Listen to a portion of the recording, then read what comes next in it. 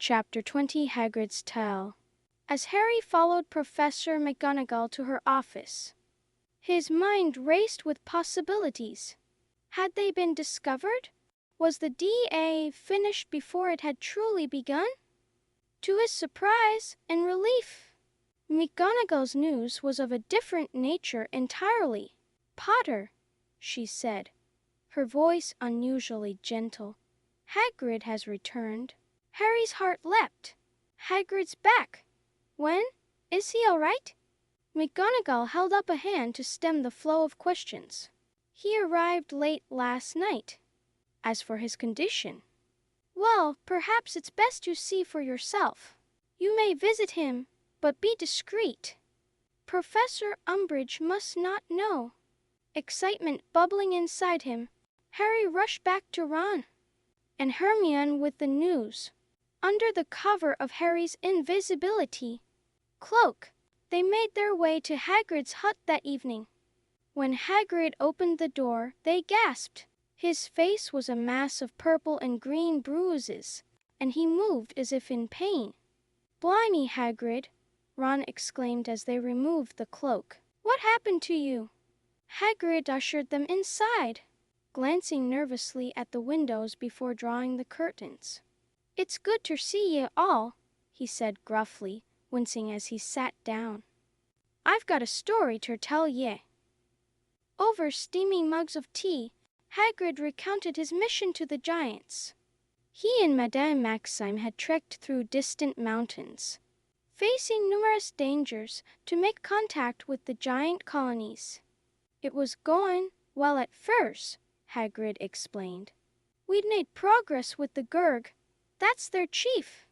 But then he trailed off, his expression darkening." "What happened?" Hermione asked gently. "Death Eaters," Hagrid said grimly. "They got there too. Offered the giants all sorts. Hey, it didn't end well." As Hagrid continued his tale, Harry felt a chill that had nothing to do with the December air. Voldemort was moving, gathering allies. The war they had all feared was truly beginning. Suddenly, a sharp rap on the door made them all jump. Hagrid motioned for them to hide as he limped to answer it. "Evening, Hagrid," came the sickly sweet voice of Professor Umbridge. "I hope I'm not interrupting anything?" Harry, Ron, and Hermione huddled under the invisibility cloak, hardly daring to breathe as Umbridge questioned Hagrid about his absence. Hagrid's answers were vague and evasive, clearly unsatisfying to the High Inquisitor. As Umbridge finally left, casting suspicious glances around the hut, Harry felt a surge of anger and determination. They needed the DA now more than ever. They had to be ready for whatever was coming. Back in the Gryffindor common room that night, Harry, Ron, and Hermione sat in subdued silence, processing all they had learned.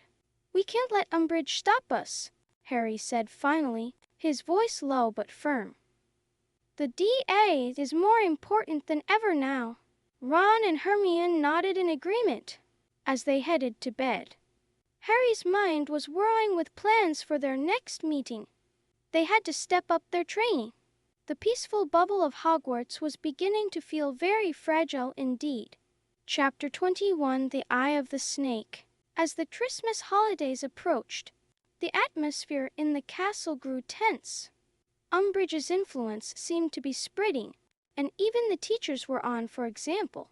The DA meetings became a refuge, a place where students could feel like they were making a difference. One night, after a particularly intense DA session, focusing on shield charms, Harry fell into an exhausted sleep.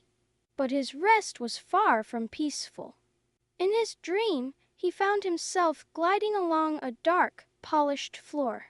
He was low to the ground, moving sinuously, like a snake. Ahead, he saw a man sitting on the floor, his head drooping. As Harry drew closer, he recognized the man, Mr. Weasley. Suddenly, without warning, Harry felt himself rear back and strike, his fangs sinking into air. Wesley's flesh once, twice, 3 times. Harry awoke with a start, his scar burning fiercely. He was drenched in sweat, his heart pounding. "Ron," he gasped, shaking his friend awake. "Ron, your dad. He's been attacked." Ron blinked groggily. "What?" "Harry, it's the middle of the night." But Harry was already out of bed, pulling on his dressing gown. "It wasn't a dream," he insisted. "I saw it happen. We need to tell someone." Confused and alarmed, Ron followed Harry out of the dormitory. They ran into Professor McGonagall in the corridor, alerted by the commotion. "Potter, Weasley, what on earth?" "Professor," Harry interrupted, his voice urgent. "Mister, Weasley's been attacked. I saw it happen." McGonagall's face paled. She ushered them quickly to Dumbledore's office. The next few hours passed in a blur. Dumbledore listened gravely to Harry's account, then sprang into action. Portraits were dispatched to raise the alarm, and within minutes, confirmation came. Arthur Weasley had indeed been found, grievously injured but alive. As the Weasley children were gathered and sent to Grimmauld Place via Portkey, Harry found himself facing Dumbledore. The headmaster's piercing blue eyes seemed to look right through him. "Harry," Dumbledore said softly, "I must ask you. In your vision, where were you? Were you watching the attack, or—" Harry swallowed hard. I was the snake," he admitted. "I felt like I was the one attacking Mr. Weasley." Dumbledore's expression was unreadable. After a long moment, he nodded. "Thank you for your honesty, Harry. Now you two must go to Grimmauld Place. Sirius will be expecting you." As Harry grasped the portkey, his mind was in turmoil. What did his vision mean? How had he seen through the eyes of the snake? And why did he have the uneasy feeling that Dumbledore was more worried than he let on? Chapter 22 St. Mungo's Hospital for Magical Maladies and Injuries. The arrival at Grimmauld Place was chaotic.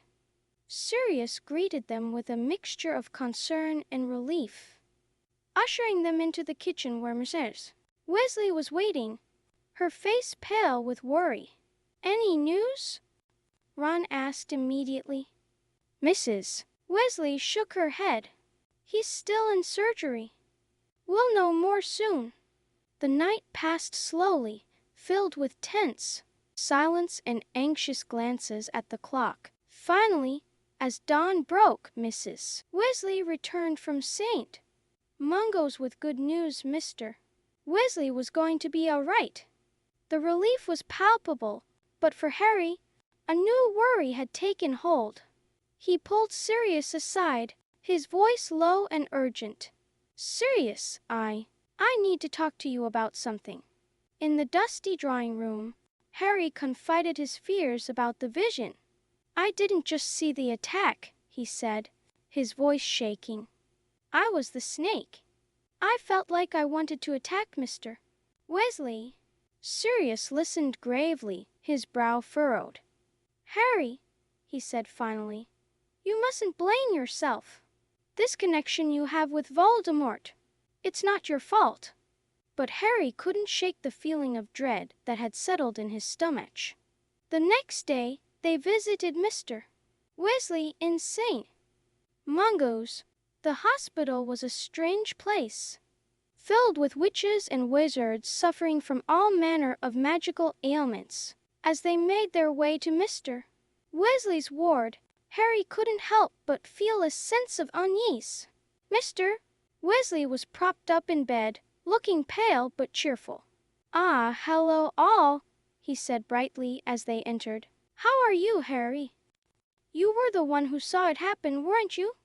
Harry nodded, uncomfortable with the attention. As the others crowded around Mr. Weasley's bed, Harry found himself drifting towards the door. He needed some air. In the corridor, he bumped into an unexpected familiar face, Neville Longbottom. "Harry?" Neville said, surprised. "What are you doing here?" Before Harry could answer, an older woman appeared behind Neville. "Oh, hello," she said, her eyes fixing on Harry's scar. "You must be Harry Potter. Neville's told me all about you. I'm his grandmother." As they talked, Harry learned that Neville was there to visit his parents. With a jolt, he remembered what he'd learned from Dumbledore's Pensieve. Neville's parents had been tortured into insanity by Death Eaters. The encounter left Harry feeling shaken. It was a stark reminder of what they were fighting against, of the very real consequences of Voldemort's return. Back at Grimmauld Place that evening, Harry found himself unable to sleep. His mind was racing with thoughts of Mr. Weasley, of Neville's parents, of the vision that had saved a life, but left him feeling more connected to Voldemort than ever. As he stared at the ceiling, Harry made a silent vow. He would master occlumency, he would strengthen the DA. He would do whatever it took to fight against the darkness that threatened to engulf them all.